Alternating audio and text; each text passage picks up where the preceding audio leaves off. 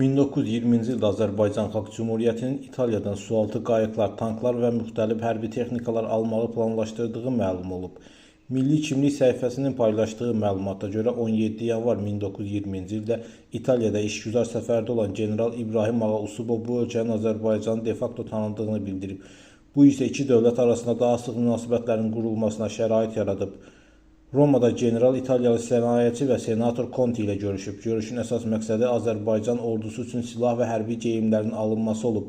1920-ci ilin fevralında Conti'nin rəhbərliyi ilə 35 nəfərlik İtaliya nümayəndə heyəti Azərbaycana gəlib. Aparılan danışıqlardan sonra tərəflər arasında müqavilə imzalanıb.